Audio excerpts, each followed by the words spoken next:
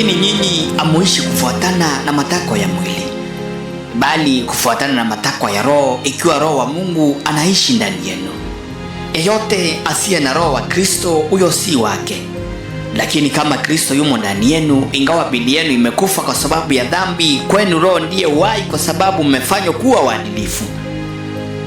Ikiwa Roho wa Mungu aliyemfufua Kristo kutoka wafu anaishi ndani yenu, basi huyo aliyemfufua Kristo kutoka kwa wafu ataipa uhai miili yenu yenye hali ya kufa. Atafanya hivyo kwa njia ya Roho wake akae ndani yenu. Kitabu cha Warumi 8 mstari wa 9 hadi 11.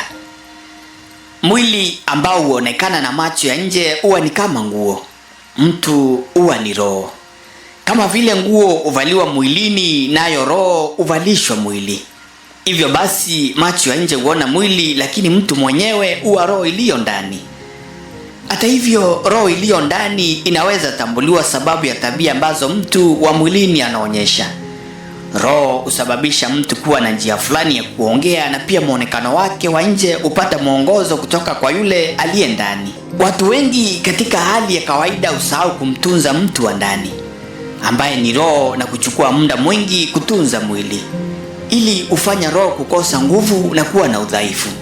Na basi roho anapokuwa mdhaifu, mwili huathirika pia, iwe ni kiafya na katika mambo mengi ya mwilini. Hivyo basi roho anapokuwa mdhaifu, mwili huathirika, iwe ni kiafya na katika mambo mengi ya mwilini. Katika kitabu cha Wakorintho wa kwanza mlango wa 4 mstari wa 20 inasema kwa kunukuu, kwa kuwa ufalme wa Mungu si maneno matupu tu, bali ni nguvu. Mwisho wa kunukuu. Iwe ni katika injili au kazi yoyote mtu anayofanya, nguvu katika roho huleta ushindi na pia ufanisi. Roho ikiwa dhaifu haiwezi kujipigania. Kila pigo na mishale ya giza humpata mtu aliye mdhaifu kiroho. Hii husababisha mtu kuugua kwa urahisi magonjwa ambayo haitibiki katika mwili.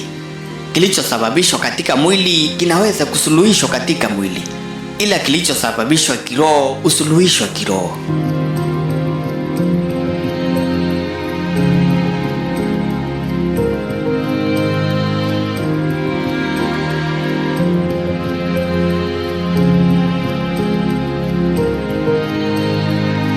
Kisha wanafunzi wake wakamwendea Yesu wakiwa peke yao, na wakamuuliza, kwa nini sisi hatukuweza kumtoa? Akawajibu, kwa sababu ya imani yenu ndogo. Ninawaambia kweli, mkiwa na imani ndogo kama punje la haradali, mtawaambia mlima huu, ondoka hapo uende pale, nao utaondoka, wala hakutakuwa na jambo lisilowezekana kwenu. Lakini hali kama hii haitoki ila kwa kuomba na kufunga. Kitabu cha Mathayo 17 mstari wa 19 hadi 21. Yesu aliposema kwamba hali kama hii haitoki ila kwa kuomba na kufunga, alimaanisha kuwa na nguvu katika roho. Kando na imani, maombi ya kufunga na kuomba ni mojawapo ya njia za kumpa roho nguvu. Mtu anaponyima mwili chakula cha tumbo, huwa anamlisha roho. Kupitia njia hii basi roho hupokea nguvu na kushinda katika vita vyote vya rohoni. Mungu akupe uwezo wa kutafuta nguvu katika roho. Utakapokuwa na nguvu rohoni, basi hata mwili utakuwa na nguvu kiafya na kimawazo. Kila vita vya kiroho itakuwa rahisi na hakuna silaha dhidi yako itakayofaulu. Hadi wakati mwingine kama huu, kwa majaliwa yake Mwenyezi Mungu, neema ya Bwana ya kuwa na nguvu katika roho iwe juu yako milele na milele.